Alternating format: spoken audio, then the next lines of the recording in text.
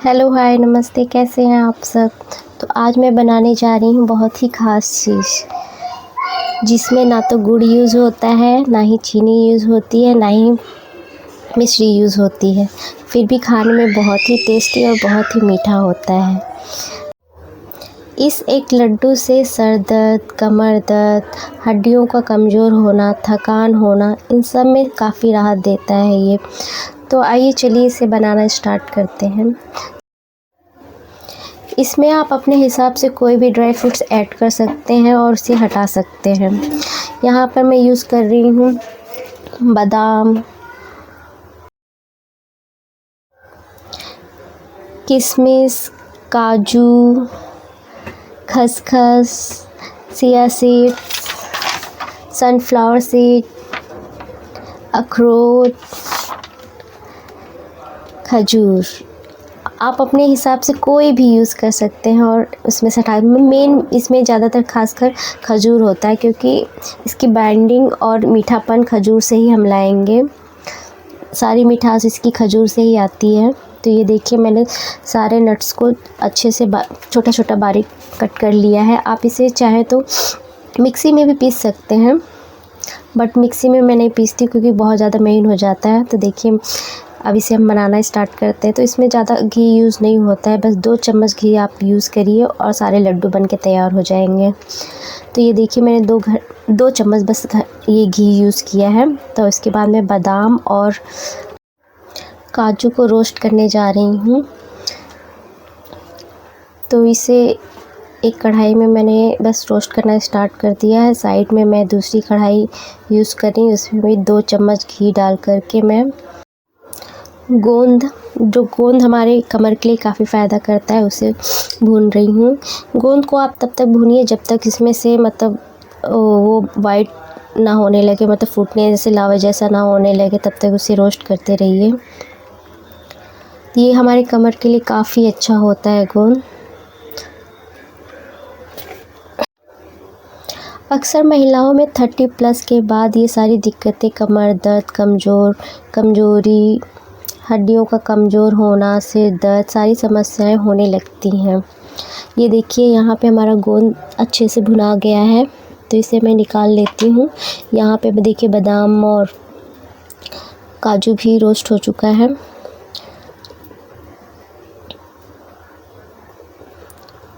अब मैं जा रही हूँ 2 चम्मच घी और ऐड करके उसमें बाकी सारी चीज़ें रोस्ट करने। अब सारी चीज़ों को रोस्ट करने में बस ज़्यादा नहीं घी यूज़ कीजिए, बस 2 चम्मच या 1 चम्मच, जितना मतलब आपकी क्वांटिटी जितनी है उसके हिसाब से ही घी यूज़ करिए। बहुत ज़्यादा घी नहीं लगता है इसमें।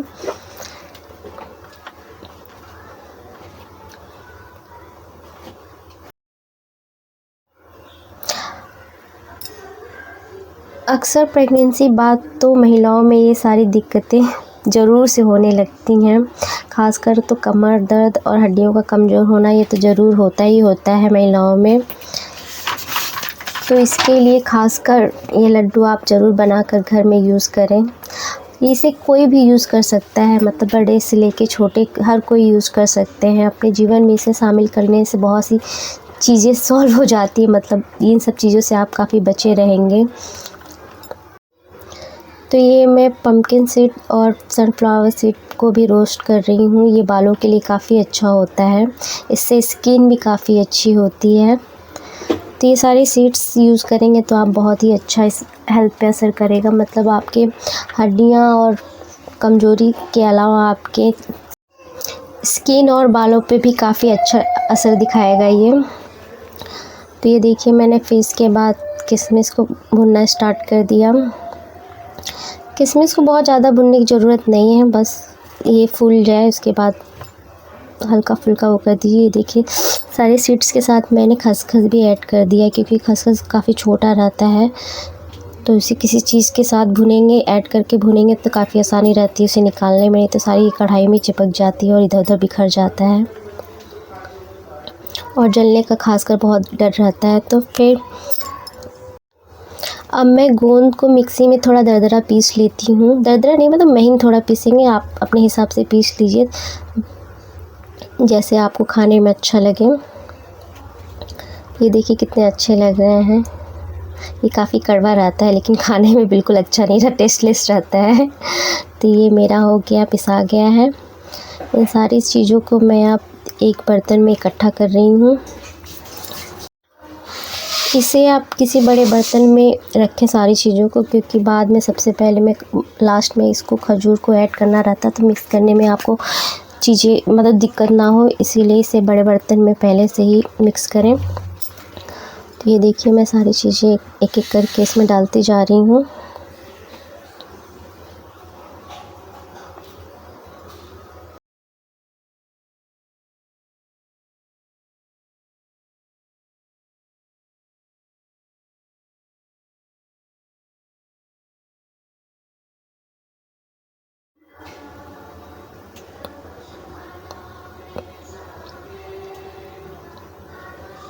सारी चीज़ों को बहुत अच्छे से मिला लें आप।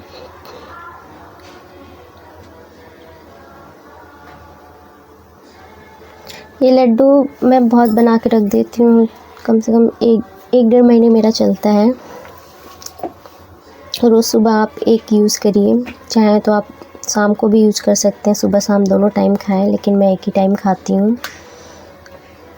अब लास्ट में देखिए मैं जा रही हूँ खजूर को वो करने, क्योंकि खजूर सबसे लास्ट में इसलिए करती हूँ क्योंकि इसे तुरंत गरम गरम उसमें ऐड करना रहता है, मिलाना रहता है, नहीं तो ये पिघलने के बाद ठंडा अगर हो गया तो फिर मिलाने में बहुत दिक्कत होती है। इसीलिए सारी चीज़ें जब रोस्ट हो जाती हैं, सब मिक्स कर ली, तो इसके बाद लास्ट में इसको करती हूँ।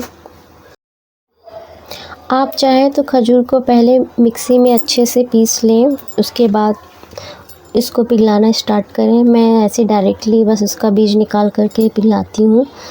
थोड़ा टाइम लगता है लेकिन आसानी रहती है। कभी कभी बहुत हार्ड रहता है तो मिक्सी ख़राब हो जाती है। मैंने एक दो बार ट्राई किया तो मेरी मिक्सी एक बार ख़राब हो चुकी थी, तो इसीलिए मैं डायरेक्टली बस इसका बीज निकाल करके डायरेक्टली ऐसे उसे पिघला देती हूँ। थोड़ा टाइम लगता है बट पिघल जाता है। ये देखिए पिघलना स्टार्ट हो गया है। ये जब पिघलता है तो बहुत हार्ड हो जाता है, चलाने में बहुत चिपक जाता है, बट बहुत आसानी से हो जाता है, बहुत जल्द, बहुत टाइम नहीं लगता है। देखिए हो गया, तब मैं इसमें ऐड कर रही हूँ उसको। चलिए अब इसे बनाना स्टार्ट करते हैं। इसे भूनने में ही मेरी हालत ख़राब हो चुकी है, तो इसीलिए मैं अब रूम में लेकर आ गई हूँ। इसे आराम से बैठ करके बनाऊँगी क्योंकि बनाने में भी थोड़ा टाइम लगता है। तो यहाँ पे देखिए मेरे हस्बैंड आराम से बैठ करके मोबाइल चला रहे हैं, मेरी बेबी खेल रही है।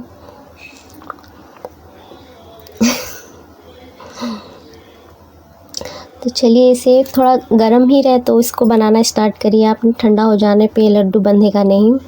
तो थोड़ा थोड़ा बस हाथों में लेकर, जैसे गुड़ पहले नहीं बांधते तो लोग गुड़ बांधते हैं, इतना छोटा छोटा बस स्टार्ट कर दीजिए इसे गोल गोल ऐसे ही बनाना। बहुत आराम से बन जाता है ये।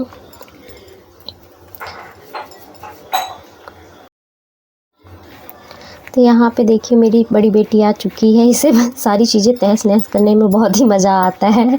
मैं कुछ भी करूँ, किचन में बस जाऊँ या कुछ भी करूँ, तुरंत आ जाती है बस। ये देखिए मैं लड्डू टेस्ट करना स्टार्ट किया। खाती होती नहीं है लेकिन फिर भी इसे देखकर ट्राई करेगी। ये देखिए एक के बाद फटाफट मेरा लड्डू बनना स्टार्ट हो गया है। अगर ये ठंडा हो जाता है, मतलब बनना कम हो जाए, तो आप इसे दोबारा थोड़ा सा गर्म कर लेंगे तो ये बहुत आसान तरीके से फिर से बनना स्टार्ट हो जाएगा। क्योंकि अगर खजूर ठंडा हो जाता है तो फिर ये गोला नहीं बन पाता है। तो आप ये देखिए मेरी कज़िन की डॉटर भी आ गई है मेरे साथ हेल्प कराने के लिए। महिलाओं के जीवन में बहुत ही उतार चढ़ाव रहते हैं, खासकर शादी के बाद, बेबी होने के बाद उनके शरीर में बहुत से बदलाव होते हैं, जिससे इनके शरीर का बहुत ही तहस नहस सत्यानाश हो जाता है। मतलब शादी से पहले वो कुछ और रहती है, शादी के बाद, बच्चा हो जाने के बाद कुछ और ही इनकी हालत हो जाती है। उन्हें असली पता चलता है कि मम्मियाँ हमारी क्यों इतना मतलब परेशान रहती थी अपने घुटनों को लेकर के, अपने कमर को लेकर के।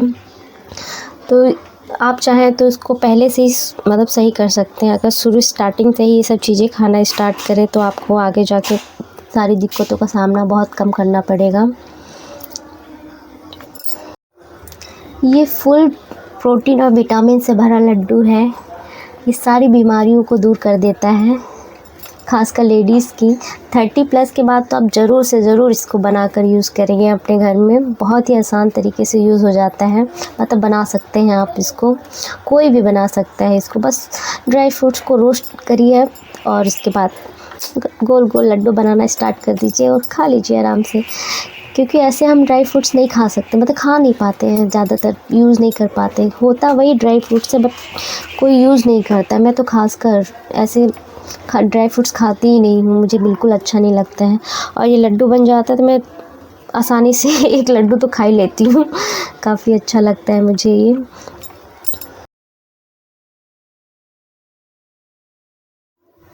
तो ये देखिए मेरा लड्डू तैयार हो गया है बन करके। अब मैं इसे एक डिब्बे में स्टोर करके रख दूँगी और धीरे धीरे एक एक करके रोज़ खाऊँगी। काफ़ी मतलब 1 डेढ़ 2 महीने तक चल जाता है आसानी से, ख़राब नहीं होता। अगर इसे एयर टाइट कंटेनर में आप बंद करके रखेंगे तो जल्दी ख़राब नहीं होता है ये, क्योंकि ये घी में भुना हुआ रहता है और ड्राई फ्रूट्स वैसे भी ड्राई रहते तो वो ख़राब नहीं होते हैं। हेल्दी ड्राई फ्रूट्स लड्डू घर पे बनाइए आसानी से और खाइए मज़े से। Thank you for watching my blog.